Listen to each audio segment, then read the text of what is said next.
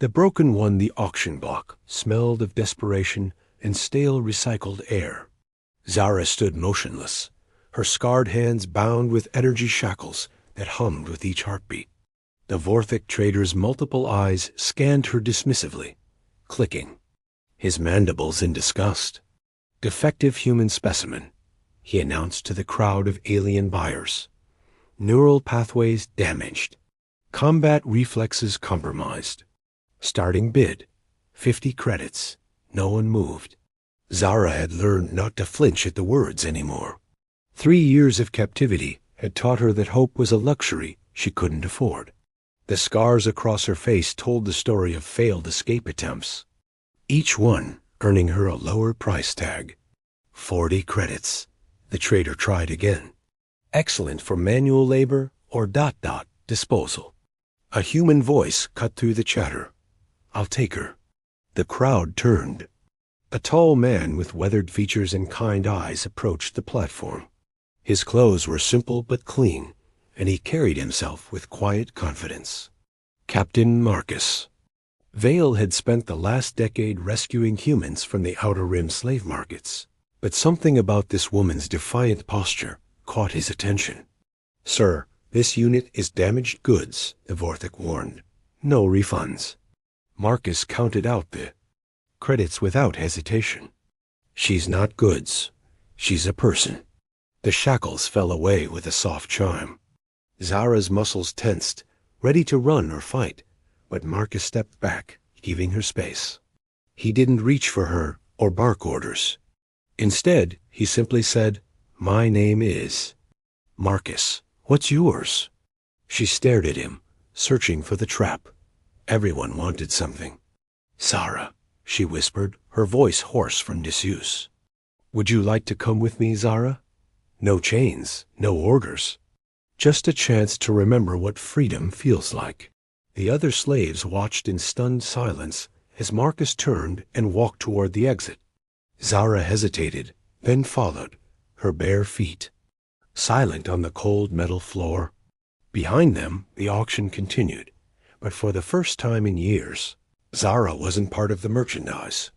Marcus's ship was old, but well maintained, its hull scarred from countless journeys through hostile space. As they walked up the ramp, Zara noticed the modification's hidden weapons, reinforced armor, and most importantly, no slave quarters. "This is the sanctuary," Marcus said, patting the ship's bulkhead affectionately. "She's brought over 300 humans home safe. Care to make it 301? Zara nodded, not trusting her voice. As the ship lifted off, leaving the nightmare of the auction behind, she felt something she'd thought was lost forever stirring in her chest. It took her a moment to recognize it. Hope that the awakening 3 weeks aboard the sanctuary had changed everything. Zara's hands no longer shook when she reached for food, and the constant tension in her shoulders had begun to ease. Marcus had given her a small cabin with a real bed and a door that locked from the inside, a luxury she'd almost forgotten existed. "You're healing faster than most," Marcus observed as they sat in the ship's common area. "The neural damage isn't as severe as that trader claimed." Zara touched the scars on her temple self-consciously. "The Vorthic said I was broken, that my combat training was corrupted." "The Vorthic don't understand human resilience," Marcus replied. "They see scars as weakness. We see them as proof we survived." The ship's AI chimed softly. "Captain, we're approaching the Kepler station. 3 unidentified vessels on intercept course." Marcus's expression hardened. "Pirates. They've been hitting refugee ships all week." He stood, moving toward the bridge. "Zara, there's an escape pod." "No." The word came out stronger than she'd intended. "I'm not running anymore." She followed him to the bridge, where the view screen showed 3 sleek raider ships closing fast.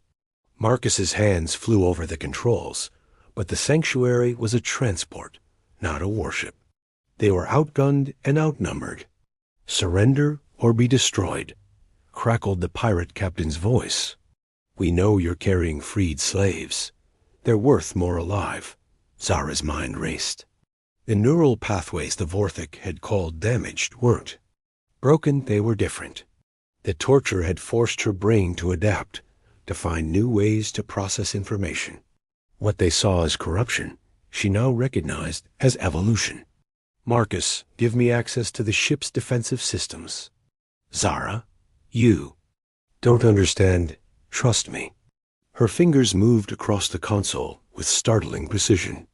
3 years of captivity had taught her to read patterns, to anticipate moves, to think like a predator. Now she turned those skills against her would-be captors. The first pirate.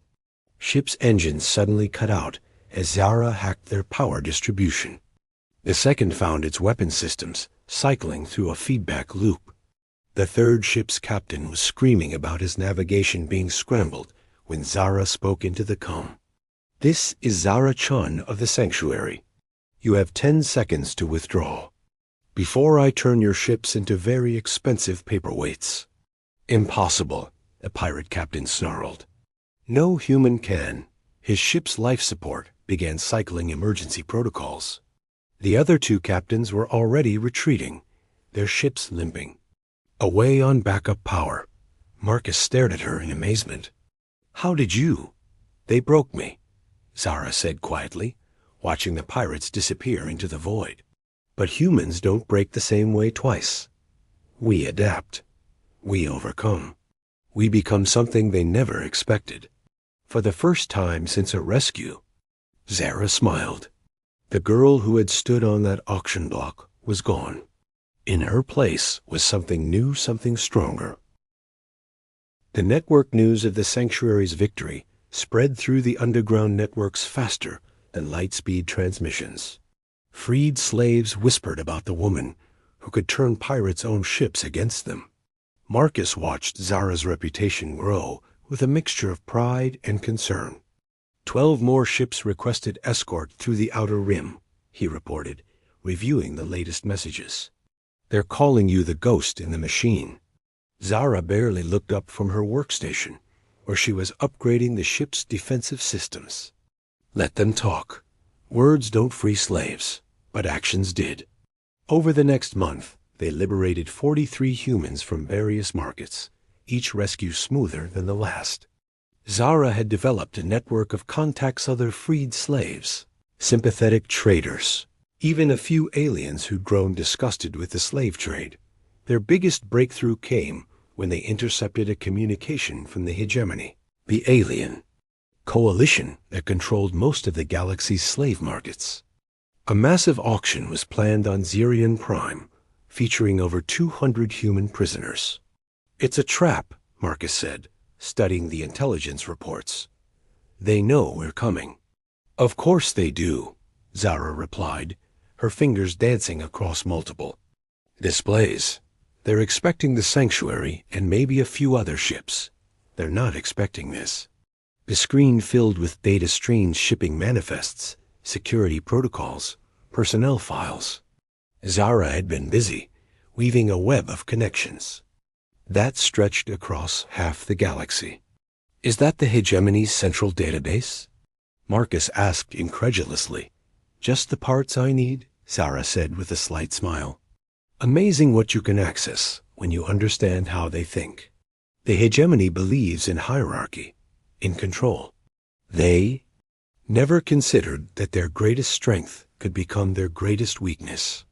She pulled up a tactical display showing Zirion Prime. The auction is real, but it's not the main event. While they're focused on us, 300 other rescue ships will be hitting every major slave depot in the sector. Ships crewed by humans they thought were broken, worthless, defeated. Marcus felt a chill of anticipation. A coordinated strike? More than that, Zara said, her eyes bright with purpose. A revolution. They scattered us across the galaxy, thinking it would make us weak. They never realized they were creating a network. Every freed slave knows other slaves. Every rescued human has friends still in chains. The communications board lit up with confirmations from across the sector. Rescue ships, Underground networks, even some sympathetic alien factions, all waiting for Zara's signal. They saw us as individuals, she continued, broken goods to be sold or discarded. But humans are stronger together. We adapt, we communicate. We never give up on each other. Marcus nodded, understanding dawning. The auction isn't the target. It's the distraction. Exactly.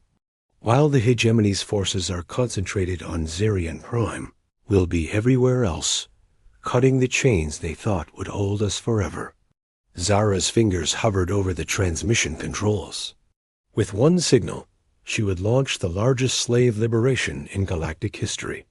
Not bad for someone they'd called worthless. The liberation the Zarian Prime auction house was a monument to cruelty, its crystalline spires reaching toward the stars like grasping fingers. Inside, the galaxy's elite gathered to bid on human lives. Confident in their superiority, they had no idea that their entire system was about to crumble. Zara stood at the sanctuary's command center, surrounded by displays showing dozens of simultaneous operations across the galaxy. Each screen represented another slave depot, another chance for freedom. The network she'd built was about to prove that humans were far more dangerous than their captors ever imagined. All teams report ready, she announced into the comm. Remember, we're not just rescuing slaves today. We're sending a message that will echo across every star system in the galaxy. The first phase began with elegant simplicity. Zara's infiltration of the hegemony's systems had given her access to their entire logistical network. With a few keystrokes, she began rerouting supply shipments, misdirecting security forces, and creating cascading failures throughout their infrastructure. Transport Convoy Beta 7 is reporting navigation failures, came a report from the Vega system. Their slave ship is dead in space, security team neutralized. Depot Gamma 12 has gone dark, reported another team. All slaves extracted, no casualties. Marcus watched the tactical display with growing amazement. Red markers representing hegemony facilities were blinking out one by one, replaced by green indicators showing successful rescues. How many teams are out there? Every freed slave who could hold a weapon, Zara replied, her voice steady despite the magnitude of what they were orchestrating. Every human who remembers what freedom feels like. Every person who refuses to let others suffer in chains. The hegemony's response was swift but chaotic. Their forces, concentrated around Zarian Prime to defend the auction, found themselves scrambling to respond to attacks across 12 sectors. By the time they realized the true scope of the operation, it was too late. Phase 2, Zara announced. Hit the command centers. The auction house's shields flickered as the sanctuary's weapons found their mark. But the real damage was happening in the digital realm, where Zara's programs were systematically destroying the hegemony's slave-tracking databases. Centuries of records, genetic profiles, and ownership documents vanished in seconds. You're not just freeing them, Marcus realized. You're erasing their slavery entirely. A slave exists only in the master's records, Zara said, her eyes never leaving the screens. No records, no slaves. Just free humans with the right to choose their own destiny. The final phase was personal. Zara opened a channel to every hegemony. Facility in the galaxy, her image appearing on screens from the outer rim to the galactic core. The scared woman from the auction block was gone, replaced by someone who radiated quiet authority. My name is Zara Chun, she began, her voice carrying across the galaxy. 3 months ago, you called me worthless. Damaged goods. Today, I'm here to collect the debt you owe to every human you've enslaved. The response was immediate. Hegemony. Leaders appeared on screens, their alien faces twisted with rage and fear. This is an act of war, one of them snarled. We will hunt you down, make you suffer. You already tried that, Zara interrupted calmly. The result is standing before you. We are not your property. We are not your victims. We are human, and we remember every injustice. The transmission ended, leaving the galaxy to contemplate a new reality. The age of human slavery was over. The new dawned 6 months after the Great Liberation. The galaxy had learned to fear and respect the name Zara Chun. The former slave had become the unofficial leader of the Human Liberation Front, a network spanning thousands of worlds and millions of freed humans. But today, she stood on the observation deck of the sanctuary, watching something even more remarkable. The first human colony ship in 3 centuries, Marcus said, joining her at the viewport. Below them, the massive vessel Prometheus was preparing for its maiden voyage to an uninhabited system in the Andromeda Spiral. Hard to believe we've come this far. Zara nodded, her reflection ghost-like in the reinforced glass. The hegemony scattered us thinking it would make us weak. Instead, it taught us to survive anywhere, to adapt to any environment. Now we're taking that knowledge to the stars. The colony ship was filled with former slaves and their families, each carrying skills learned in the hardest possible way. Engineers who could repair anything, doctors who could heal without proper equipment, leaders who understood both suffering and hope. They were the seeds of a new human civilization, one that would never again accept chains. The Hegemony Council has requested another meeting, Marcus reported, checking his communication device. They want to discuss terms for coexistence. Let them wait, Zara said with a slight smile. They had centuries to learn coexistence. Now they can learn patience. The irony wasn't lost on her. The same aliens who had once dismissed humans as primitive and weak now begged for audiences with the woman they'd once considered worthless. The balance of power had shifted, not through conquest, but through something far more powerful, the refusal to remain broken. Are you ready for the ceremony? Marcus asked. Zara turned from the viewport, adjusting the simple dress she wore, instead of the military uniform everyone expected. Today, she would officially step down as leader of the Liberation Front, passing command to a council of freed humans from across the galaxy. Her part in the revolution was ending, but the movement would continue. I was thinking, she said as they walked toward the ceremony hall, about what you said that first day, about proving we survived. What about it? You were wrong. She paused at the entrance, where hundreds of humans waited to honor the woman who had given them freedom. Scars don't prove we survived. They prove we refused to surrender. Inside, the ceremony was simple but profound.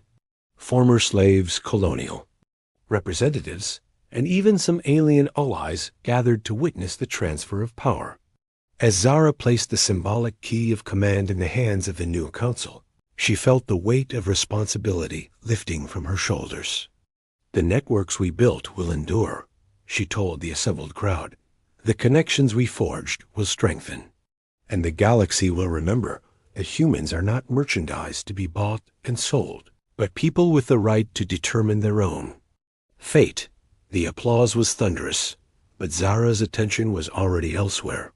Through the crowd, she spotted a familiar figure, a young woman, recently freed, looking lost and uncertain. Zara recognized the expression, the way the woman held herself, the defensive posture that spoke of recent trauma. After the ceremony, Zara approached her. "What's your name?" "Katie," the woman whispered. "Katie Morrison, I was a slave on Rigel 7. They said I was damaged, that my reflexes were too slow for combat work." Zara smiled, extending her hand.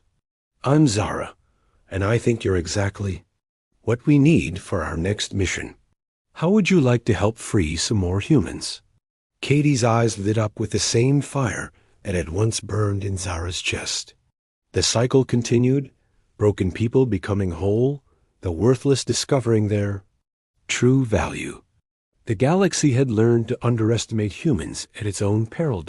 As the sanctuary prepared for its next mission, Zara looked out at the stars and smiled.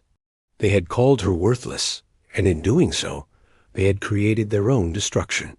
Because humans, she had learned, were never more dangerous than when they had nothing left to lose and everything to fight for.